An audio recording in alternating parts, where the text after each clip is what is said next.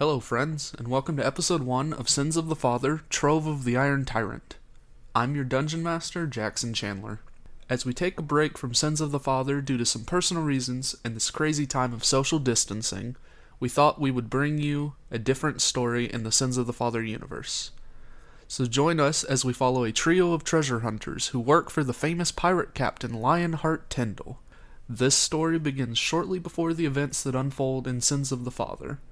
So sit back, relax, and let's see what these brave explorers encounter in the Trove of the Iron Tyrant.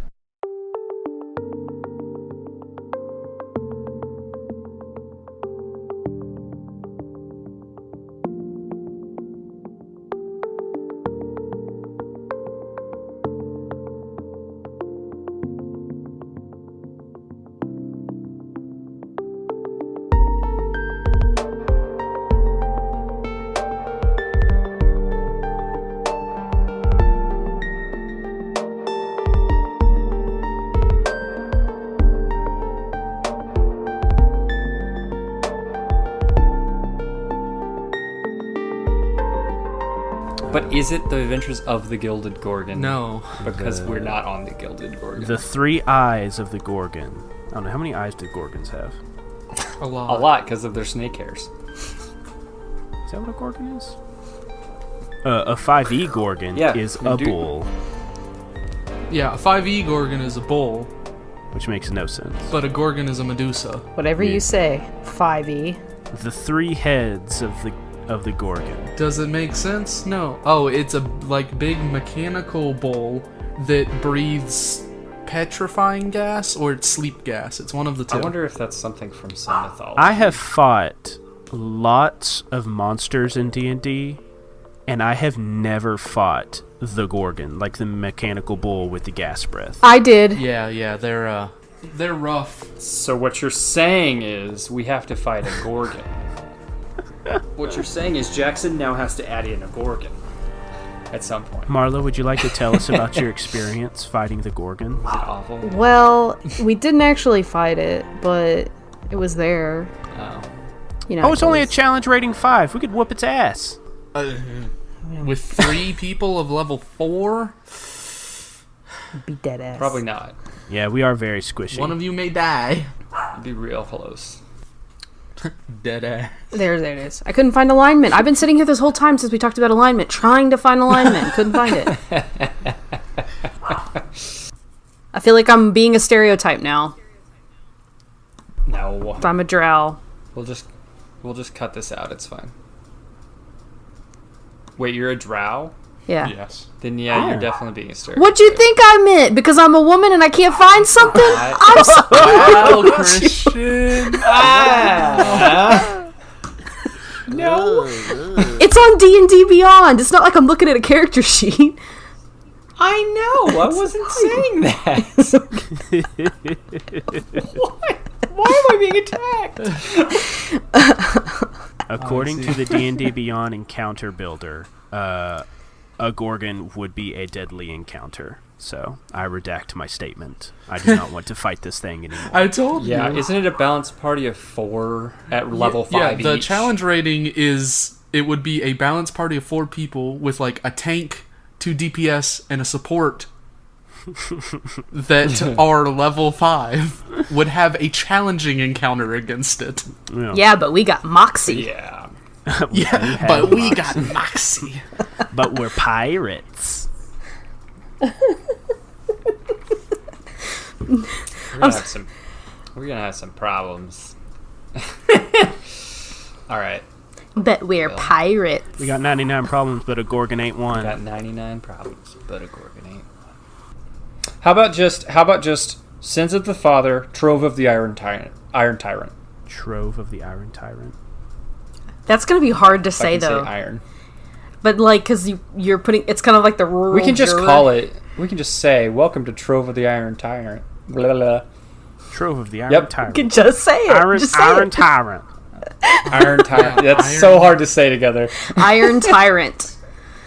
It's just Iron Tyrant. Iron Jackson Tyrant. can say it. It'll be It's funny just that the I Iron can't say Tyrant. it. It's fine. The Iron Tyrant. Iron Tyrant. Iron Tyrant. The Iron Tyrant. It's good. Trove of the Iron Iron Tyrant. Damn it, that is really hard to say. I think that's too hard. It's weird because Trove of the Iron Tyrant is harder to say than the Iron Tyrant's Trove. It's true. Weirdly. The Iron Tyrant's Trove. Trove of the Iron Tyrant. The Iron Tyrant. God damn it. I don't know if we can do this. I don't think it's gonna work. I think it's too hard to say. Ferric. It's written. It looks fantastic on paper. See, it's not like all of us have to say it all the time. That's true. Really, Jackson's the only one who's going to be saying it. This is Jackson's cross to bear. Yeah.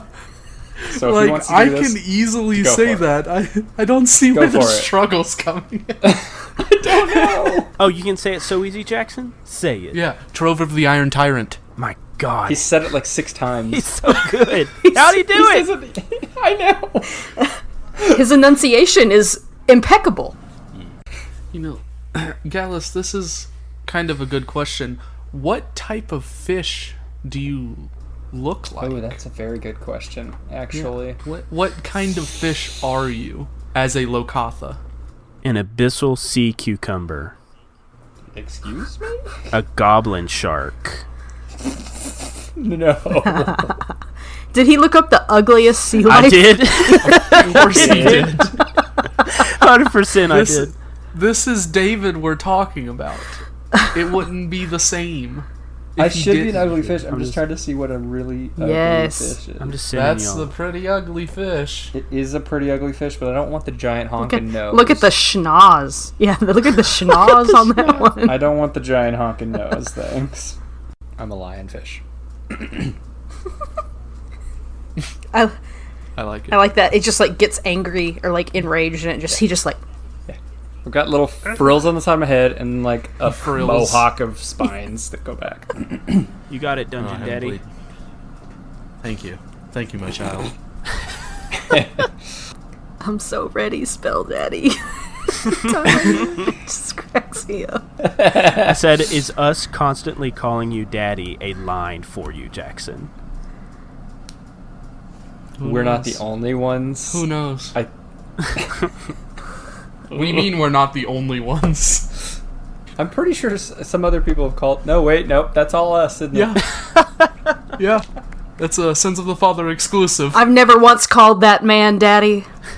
You're not my father, Jackson. You can't tell me what to do.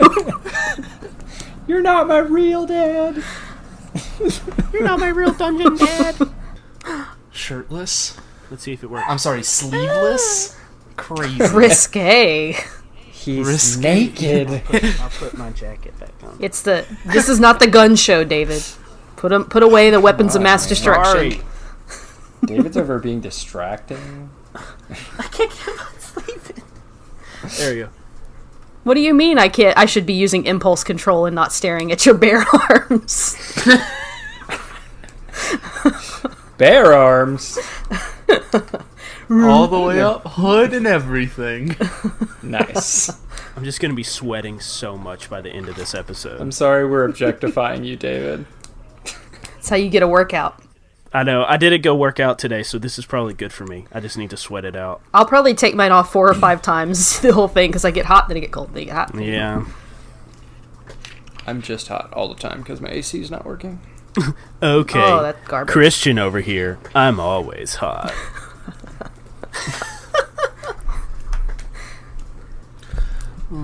Let's see. So all of this is getting cut out. Yeah.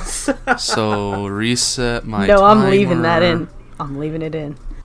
So we open up with a vast expanse of ocean and a lone ship coming in over the horizon. As the ship gets closer, sailing towards what seems to be a bustling port town, you see it has very familiar blood red sails. And as it gets a little closer, we see a Gilded Gorgon figurehead on the front of the ship. You come into the deck of the ship, seeing David. You would describe your character. So you see, standing behind the gilded waves or tentacles that are coming off of this Gorgon's head, on the front of the Gilded Gorgon, at the prow of the ship, you see this towering, imposing form. You see a loxodon, which is basically a anthropomorphic elephant man. But you see him, he is standing with this chainmail. He has this gray, leathery skin, the big elephantine ears, the trunk, the tusks. One of his tusks is chipped, not halfway down, but maybe there's 3/4 of the tusk left. You see pale gray scars crisscrossed across his huge arms, set against the dark gray of his skin. At his waist, he has a warhammer, and on his back, he has a wooden shield, and underneath that wooden shield is a giant two-handed maul, just made out of rough-hewn stone. And you see on the shield, you see like a cog, I guess is the best way to say it. Just a 4-spoked wheel, just simply emblazoned, and his name is Bibanis, and Bibanis is standing at the prow of the ship, arms crossed across his chest, just looking out. So looking out towards the approaching city, Bibanis, you see it is a very hodgepodge mixing of stone and wooden buildings that seem to be built on large, stilted platforms and foundations with the piers attached to them with walkways leading up into the buildings. And then as you look past all of these buildings, you see a much different sight than the luscious forests and jungles you were previously in on your last adventure. It is just an expanse of just sand and no vegetation. It's just barren waste. Large crags. You see just like the hint of a smile tuck up underneath Bibanis's trunk, because Bibanis came from a place very similar to this, and he will feel comfort to be back in the warm embrace of the desert again. The camera pans up the bowsprit to the tip of it, and you see a very small fish man standing at the tip wearing robes. He has a barrel almost as large as he is strapped to his back, and he is jumping up and down because he sees the land ahead, and he's very excited. The camera pans up, now it pans back down and kind of goes between the cracks to below deck. And Zephin is down there by candlelight, poring over his Book of Shadows. So Zephin is a drow. He is very dark-skinned, and his hair is bright white. It goes about shoulder length, and he wears black leather armor and a black cloak that he usually wears the hood pulled up on. He has a very ornate Book of Shadows laid out in front of him. It is bound in a green leather, and it looks like if you look at it, there is a slight etching of tentacles. It's ever so slight. You have to turn it just the right way in the light to see. My God, what will I do? In this desert, feeling so far from the sea, I hate this. But what must be done, must be done. And he grabs his book up, slides it into his pack, and walks up on deck. So as you emerge up on the front deck, the ship is being pulled in with some of the dock hands grabbing onto the ropes and stuff, and they've begun to secure the boat onto the pier itself as the crew is running back and forth, making sure everything's ready, getting their supplies and trade goods all ready for easy transport into the marketplaces that are here. And you feel a heavy hand clasp onto one of your shoulders, Zephin, as you look and see it belongs to the captain. So you see the face of Captain Lionheart grinning, looking over into the port itself. Captain, I think I'm ready for this mission. You better be ready. The three of you have been chosen by Captain Lionheart as part of the expedition squad. You go out following leads and hunting for treasure troves that the Gorgon cannot easily get access to. So more of the inland stuff, whilst the Gorgon continues along the coasts, delivering the trade goods and whatnot, to profit and get an income for ship maintenance and that kind of stuff. And as you ask this question to Lionheart, he kind of turns towards you. I hope you're ready, because the three of you are doing this on your own. No support from us this time. Really? Wow. Well, I think we can manage. No big deal. He gives you a pat on the back and chuckles. Really wish we could have stayed here. But alas, we've got more important business to attend to up in Harrowing. We'll be back through, don't worry. Hate that godforsaken place, but more power to you. So we'll have to travel inland up to Harrowing to meet you then. If that's how you want to get to our meetup, that's up to you. If you're in more of a bind, you could always use one of the sending stations. Let us know you're in some trouble. We'll try and get back to you. Sure. Well, let me gather the rest of the teammates and we'll get this whole thing rolling. At that, he kind of gives you one last look of assurance and then proceeds to start just spewing orders to all the crew hands running back and forth, and walks off into another part of the deck, leaving you to your own devices. Zephin, after he walks away and there's no longer in earshot, he's like, damn it, all on our own. And he shakes it off, and he walks up to give the news to Bibinice and Gallus that it'll be just them this time. So I assume Bibinice is probably the first one since he's on deck. Yes, he's on deck. You can see, like, jumping up and down on the bowsprit is Gallus.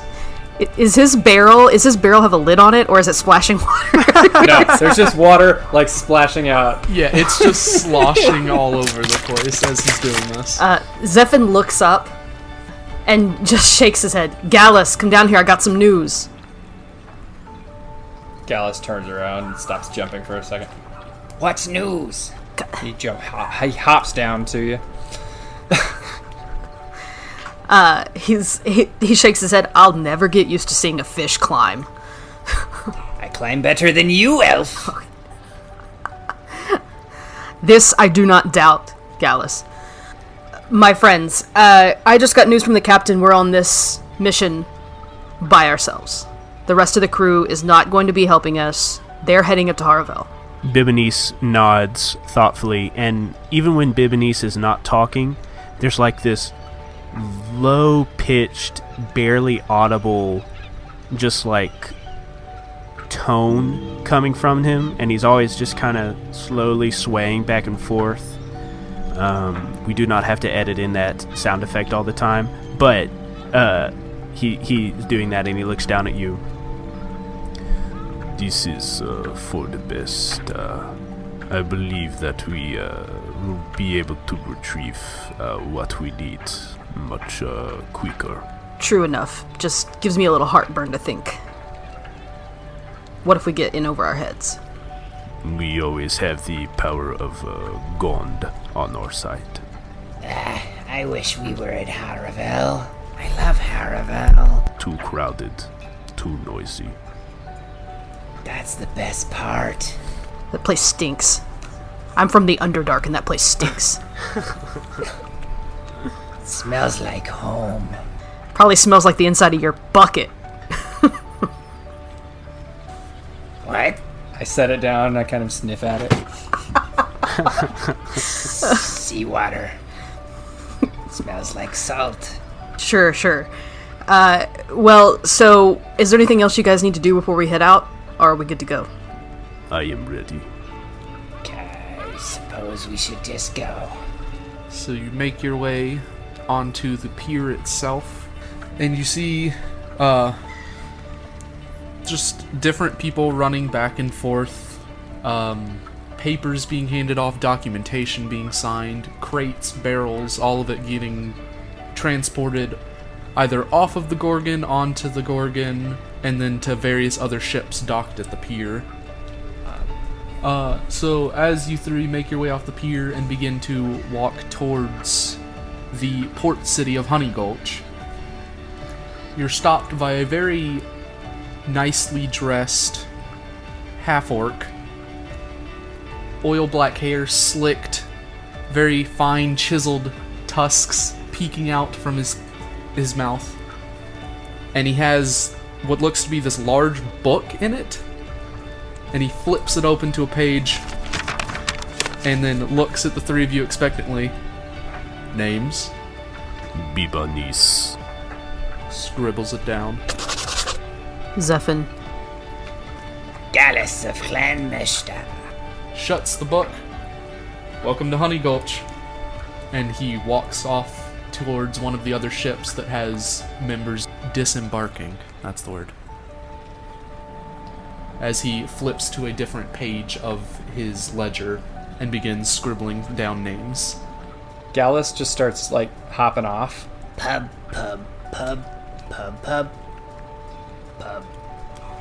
Where's pub? I thought you were counting them at first. So, Gallus, you are searching for a pub? I was just going to ask, these guys have been on many missions together. They know each other very well. Oh yeah, I would say so. Yes. Yeah. Yes, we'll just say yes. Okay. Bibanis considers you, both of you, very close. You are part of his herd, and once I have made a herd, it does not easily break. I like it. Aw. You guys are part of my school.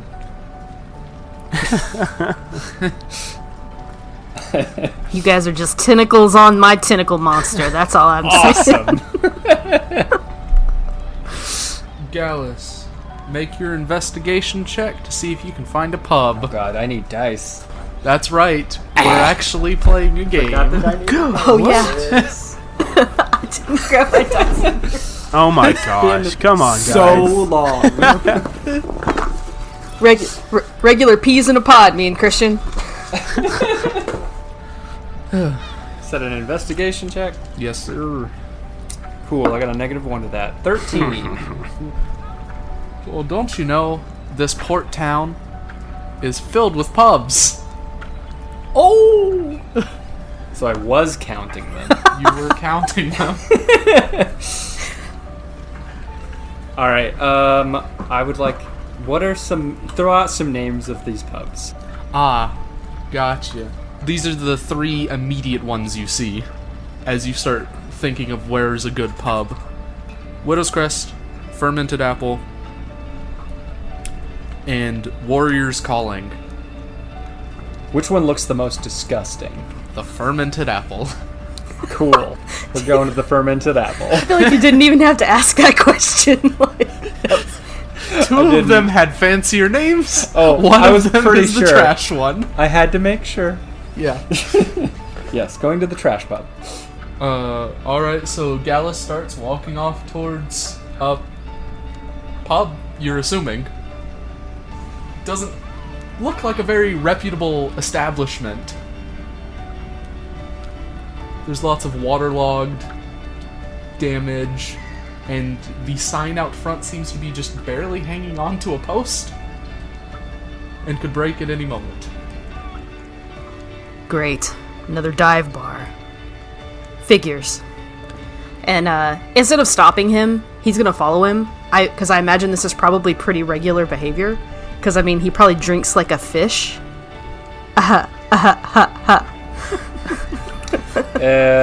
That's literally one of my attributes, like my feature, or my description things, is once I start drinking, it's hard for me to stop. So I'm an alcoholic fish man. Woo! Nice. All right. Bibanice will follow after Zephin, just taking long strides and thunderous steps, and just quietly humming to himself. You know, Zephin, the dirtier the better. I don't know that. No, I don't. But, okay. 3 of you make your way into the fine establishment of the Fermented Apple, where as soon as Gallus opens the door in front of the other 2, all of your senses are just immediately overloaded with just... You're not even you can't place it. It is just the most unpleasant smell you've ever had to deal with. And there's just screaming and shouting. Drinks are being thrown. This is, not my choice. You don't have to stay. Zephin looks perturbed, but decides to stay with his friend, just because this looks like maybe a place a fish might get his ass beat. So... All right. Gallus walks straight forward, under a table, to the counter. You can't see his head over the counter. He's shorter than the counter. He pulls a handful of gold out of his pouch and slaps it on the counter. 3 casks of ale. You see just a very gruff human male lean over the bar. Well, your coin looks good enough. He just scoops it all up, and then you hear him pouring pints of ale, and then slaps them all on the counter as he is constantly running back and forth along the bar in this overfilled tavern full of just dirty sailors and dock workers. Zephin's gonna grab one of the pints and smell it before he drinks it. Hey, buy your own. I figured since you dragged me to this place, you could at least buy me a drink. Fine. But the big one doesn't drink anyways, right? Oh, Bibanice is over in a corner. He has started walking around like the interior wall of the pub, just kind of expecting the craftsmanship or the lack thereof, and just humming to himself. So, Zephin, in that just quick second of you sniffing the drink before Gallus went to snatch it from you, there's no way this is any good. This has to have turned. Actually, bud, you can keep it. Gallus just grins and climbs up onto a stool. It takes him a second, and you just see his feet kind of fluttering as he tries to pull himself up. And he just sets it at the counter and just starts drinking them. He's not going to have to pass a constitution save, right? Or something for drinking that. It tastes amazing to you. Awesome. You drinking some of the most just backwashed, bottom of the barrel, discarded alcohol mixtures. Yes. This is not bad. To Yes, you. of course. To anyone else in the party, you would have vomited. Gallus has a problem. Gallus has a big problem. So, Bibanice walking around the exterior and just kind of inspecting the building itself, right? Yeah. I'm in the main dining hall, but I'm walking around, just looking at the sconces, looking at the joinings and all that. As you're doing this and looking around the room, you're just in your head keeping a tally of everything wrong and how is this standing, and in the back of your head that just instinct of I'm in danger is there as you feel this building could collapse at any moment. Okay. But no one seems to care. Yeah. I walk up to Gallus and Zephin, just kind of stand imposingly. I did not say how tall Bibanice is. Bibanice is 7'6", so he barely fits in this tavern. Yes. But he just he comes and looms behind Zephyr and Gallus for like a couple of seconds, and then he says, "This place is a disgrace to architecture. We should leave."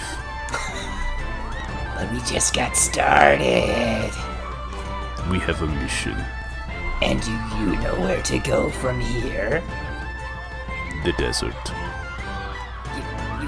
You can't just walk into the desert. My people live in deserts. We visit oasis every 2 weeks for water. Yes, I can walk into the desert. The rest of us can't. If you haven't noticed, I'm a fish. And then Bibonese wanders over to the other wall and starts inspecting it. Drinks the second one. So, Zephyr, what are you up to? Zephyr is while they're having this discourse about, the mission and heading out, he's trying to flag down the bartender to have a conversation. You get his attention. He scurries over to your side of the bar and kind of looks at you expectantly. What can I get you? He pulls a coin, a gold coin, and puts it down on the counter keeps his pointer finger on top of it, and says, "I need to know about the local legend about this treasure that I've heard about." What treasure? There's legends of all kinds of treasure. Sailors tell all kinds of stories around here. Well, true enough. But I'm looking for just one. The Trove of the Iron... Say it. Don't make me say it. The Trove of the Iron Tyrant. He kind of thinks for a second. It sounds familiar. Iron Tyrant. Is that the one with the dragon? No. That was the destroyer. And he snaps his fingers. Ah, the Iron Tyrant. That's right. I don't know what that is. I've heard people talk about it. I've heard the name. I don't know what they're talking about, though. Ah, unfortunate. He picks up his gold piece and puts it back. It's like, whoa, I can give you something, though. Ah. Last I heard, all these legends seem to originate from a city further in the desert called Bog'Buldhr. Might be worth checking it out down there. Bog'Buldhr. Thanks. He drops the gold coin back on the counter and slides it to him. He quickly takes it and pockets it. Bibonese, you are just insulted the further you inspect this place. And it seems the patrons of this place pay you no mind, and you are repeatedly bumped into, drinks are spilled, food is slung, and it all seems to scatter and manage to hit you in your feet. People bumping into your backs, you stumble a little bit, then you lock eyes with them, and they're frightened and immediately scurry to another part of the building as you tower over them. If Bibonese gets in a bar fight here, the place is gonna fall to the ground. True. I just need to hit it once in the right spot. It's about to be a one-punch elephant. And with you walking around inspecting this place, you could probably find a spot that just tears down this whole building. Yeah. And speaking of bar fights, there are numerous bar fights happening. I like to imagine that there's a bar fight happening that kind of like spills over and like gets pressed up against the wall that Bibonese is walking by, and like he casually like grips both of them with his big, huge gray hands and just picks them up and lifts them over to the side and drops them to continue their fight, and then continues walking along the wall, just calmly humming to himself and checking everything out. They're just like hanging from your hands, still like swinging at each other like two little kids when you pull them apart. I'm not trying to stop the fight. I'm just trying to relocate it. They didn't even seem to notice being relocated as they continued to swing the whole time you were lifting them and setting them down next to you. I love it. Gallus. Second drink tasted even better than the first. Yeah, it did. Surprisingly. This is good ale. Around for everyone. Barkeep. Oop. As you hear the bell get rung, ding ding ding ding ding ding ding, alerting everyone in the tavern that rounds are being paid for, and a swarm of bodies slams into the bar, shouting over one another, trying to order stuff. I imagine Zephyr is slammed up against the bar where he had just been talking to the bartender, and is just like horrified that all of these terrible, disgusting people are touching him. Gallus hops up on the bar and starts singing a shanty. So he's on the bar, he's dancing, he's just tossing gold at the barkeep. Fistfuls of gold.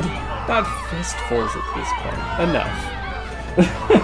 And you can tell me how Finfuls. much in a minute. Yeah, finfuls of gold. Yeah, he's doing a little jig on the counter, and singing. All for me grog, me jolly jolly grog. All for me beer and tobacco. Well, I spent all me tin on the lassies drinking gin. Across the western ocean I must wander. As the bar erupts into everyone singing the shanty. And it is just a roaring crowd. For the amount of people in here, it costs you 8 gold. Oh, wow. The drinks cost copper. Oh. Okay. Well, I tossed much more than that, so whatever.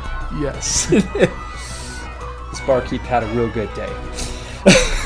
This barkeep is panicking with the amount of orders being thrown out. As, Bibanice, did you walk near the bar, or are you still on the other side looking at the wall? Yeah, there's way too many bodies up at the bar now for Bibanice to be over there. Okay. Zephyr has started shoving people out of his way. With a very, dismissive, Yeah. You just start pushing, and they just seem to ignore you, and just almost like just water moving around you, they just seem to fill the hole that you're making as you move past them to try and get out. Zephyr is not happy. Yeah. So with that, Zephyr, you make your way, you push yourself out of the crowd, and as you're doing this, you stop for a second. Bibanice and Zephyr, give me a perception check. Gladly. 19. 15. You both notice that looking towards Gallus, the tables and chairs are sliding along the ground. As you begin to feel that slight pull of gravity shifting with the amount of bodies pressed against that side of the establishment. We should go. This is not a good place. I'm dancing and singing. Yeah, Gallus is on the top of the bar, dancing and singing a sea shanty with the roaring crowd beneath him. Zephyr, who realizes this has happened, is he just got out of this crowd and is pushing his way back in to get to Gallus to get him the hell out before this place collapses or something.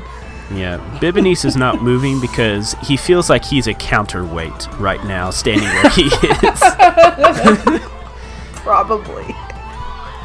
As he's pushing his way through and he's just kind of wrestling through people. Gallus! Gallus! Gallus, we gotta go!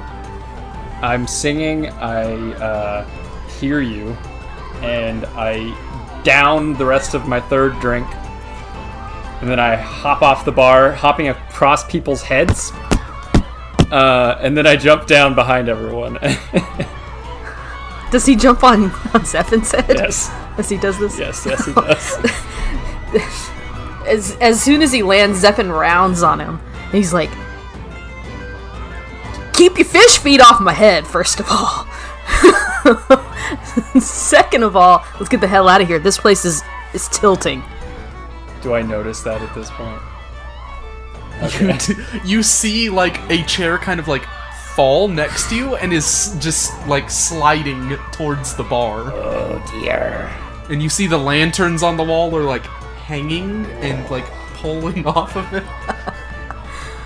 Surely I'm not this drunk already.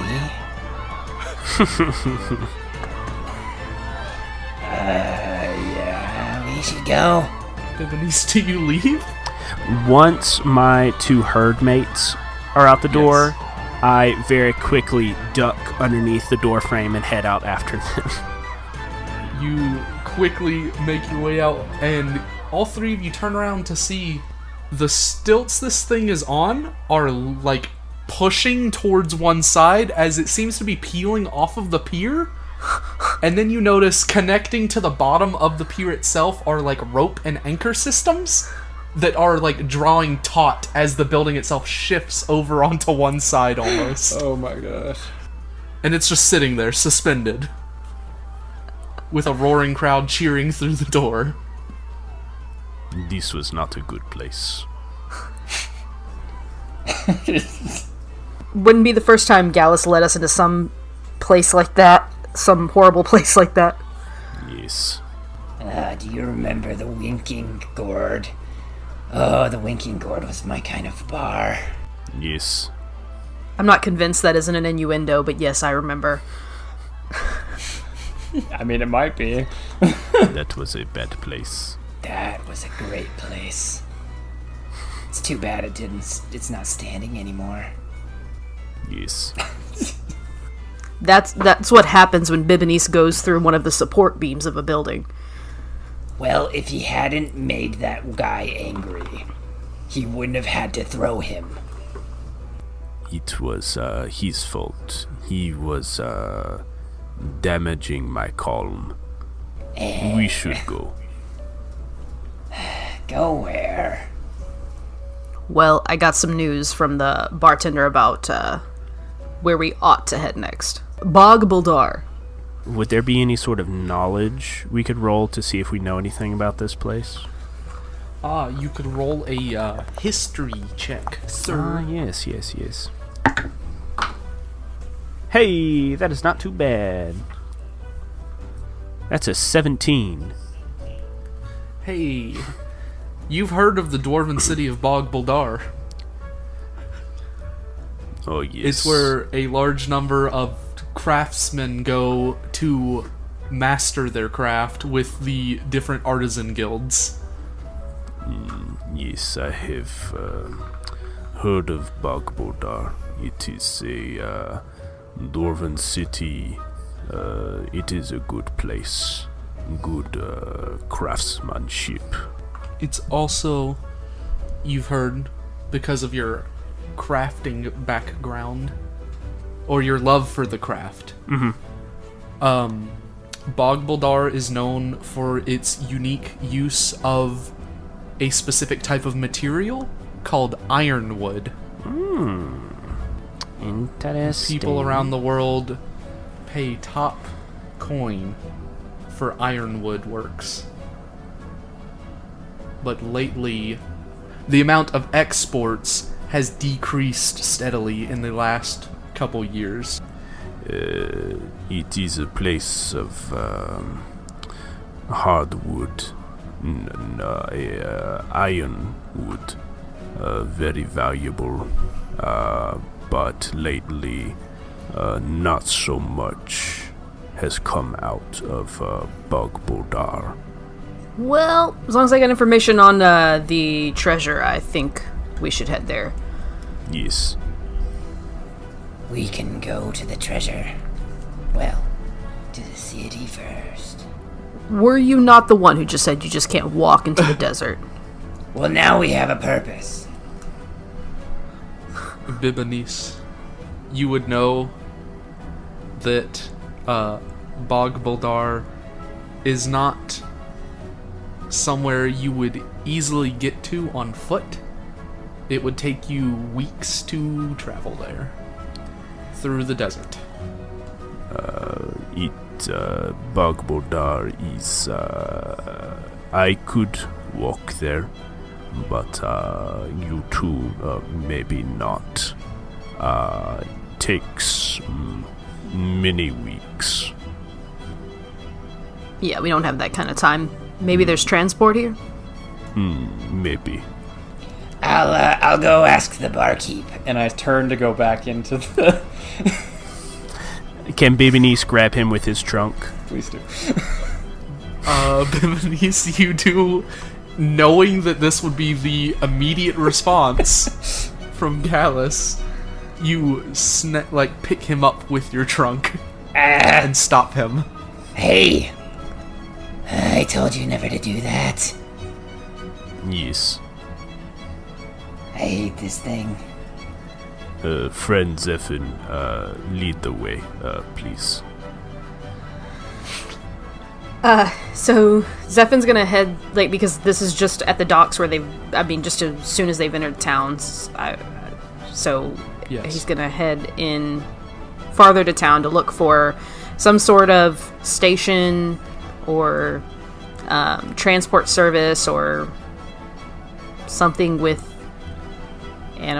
something you could ride. I don't know, a silt strider? I don't know, whatever.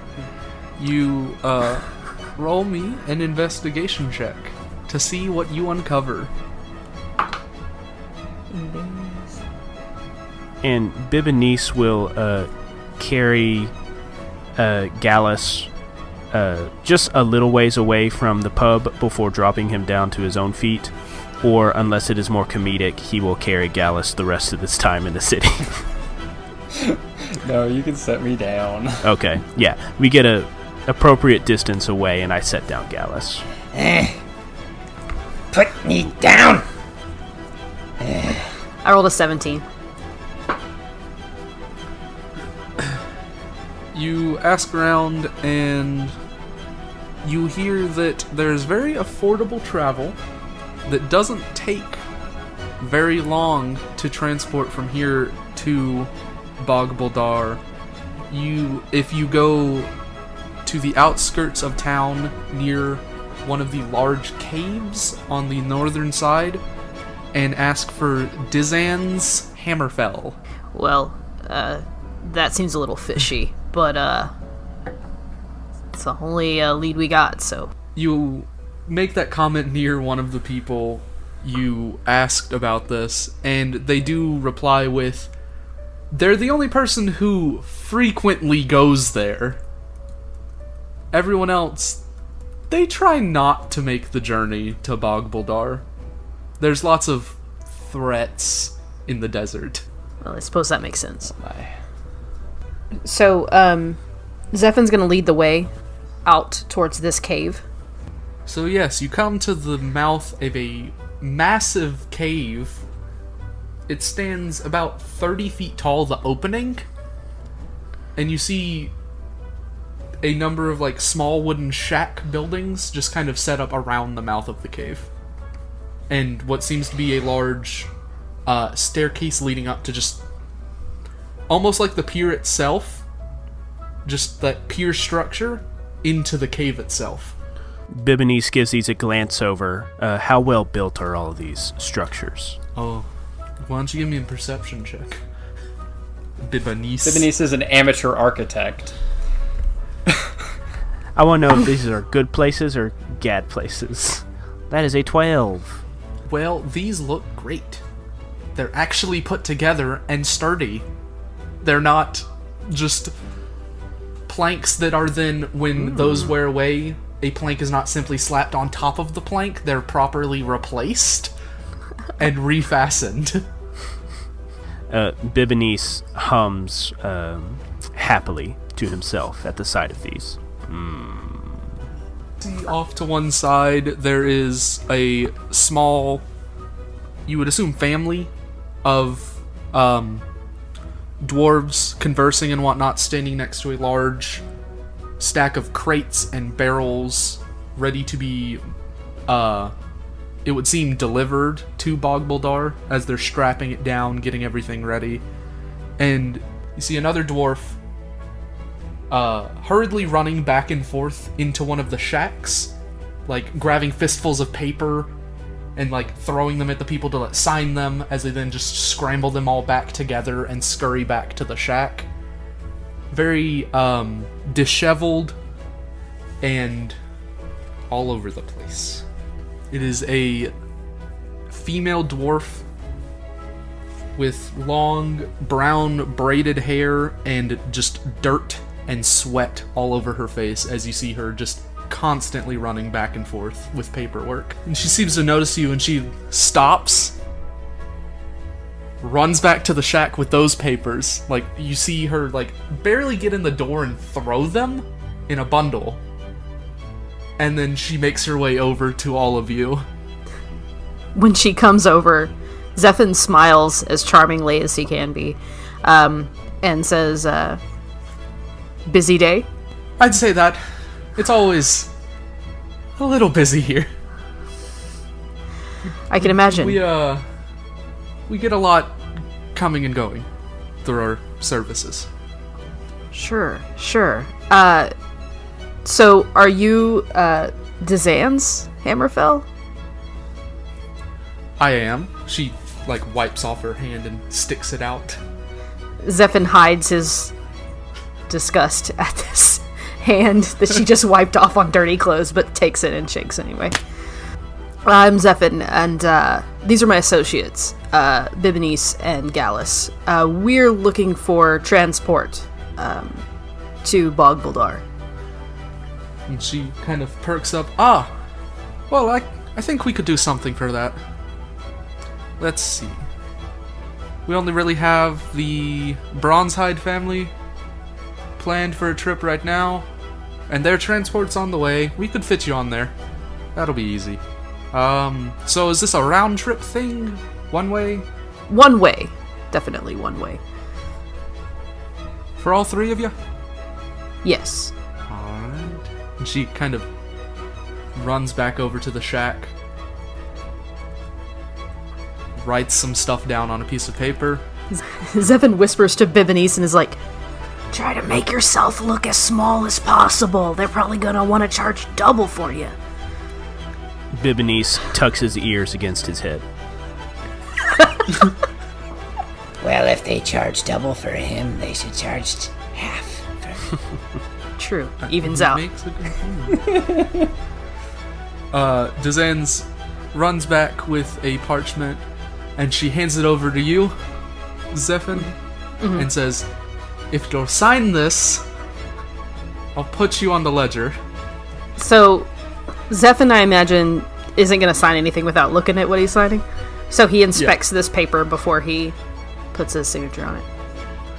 On the paper, you see that it is a consent form that says, for any wrongful death, injury, dismemberment, misfortunes, or the like, Hammerfell will not be held accountable.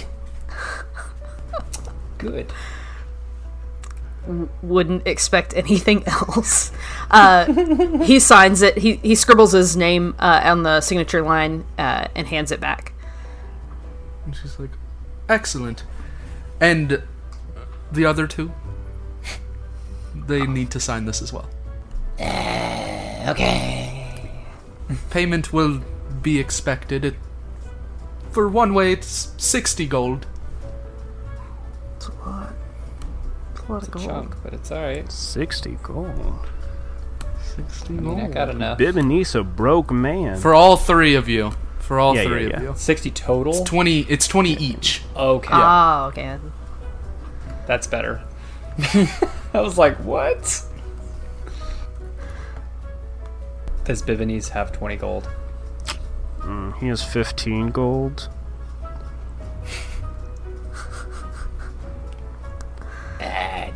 Don't worry, big guy, I got you. Thank you, friend Gallus. After all the gold I've thrown around so far and this, I still have 256 gold. Golly. He still has a lot of money. I spent like nothing on myself. Did we spend money on our magic items? No. I have a lot more money.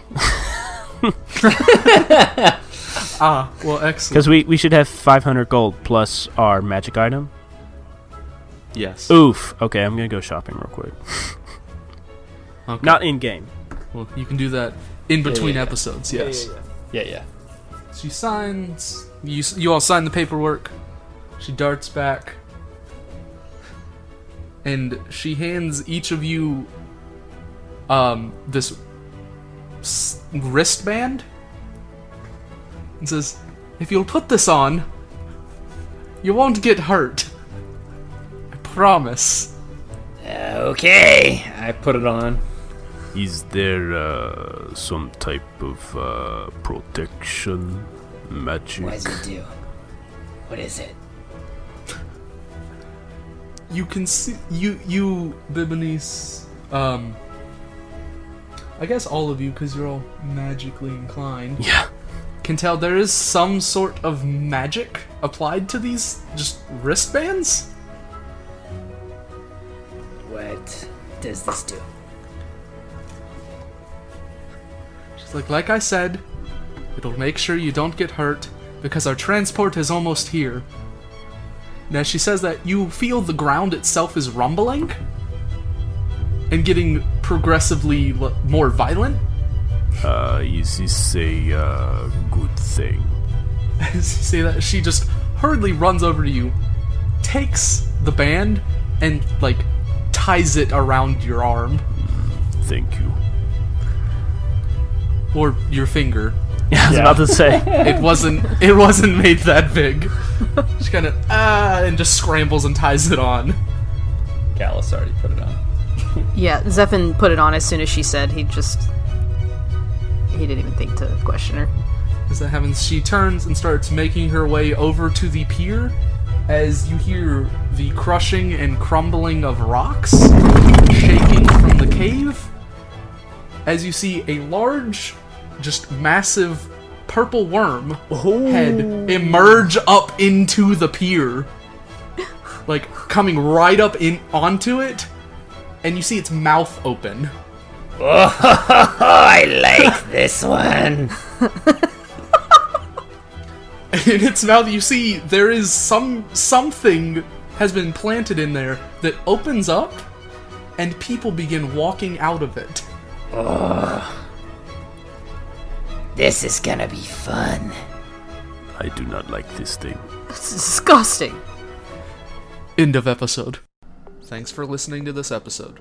Next episode will be released on June 1st. Don't forget to like us on Facebook or follow us on Twitter @SinsOfThePod.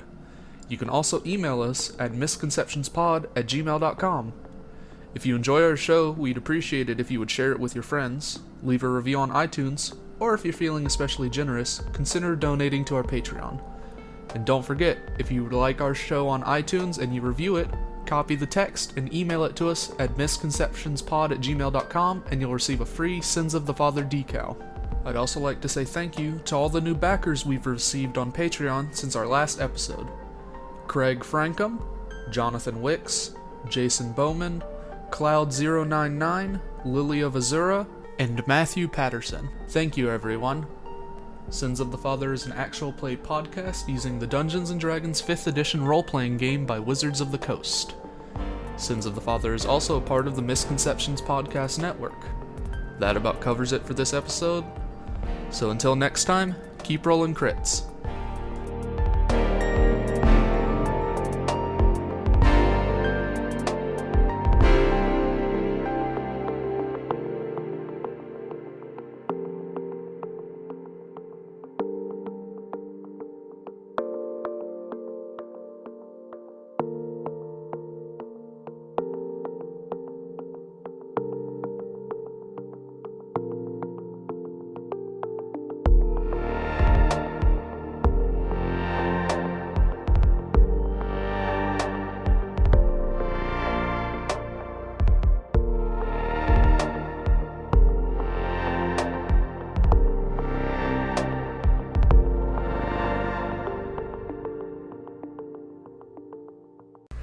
I really like Bibonice's character. He kind of reminds me of Colossus. Haha, he kind of does. A little bit. He's a more soft-spoken Colossus, which is saying something. Yeah. What's really funny is I created a Warforged cleric of Gond.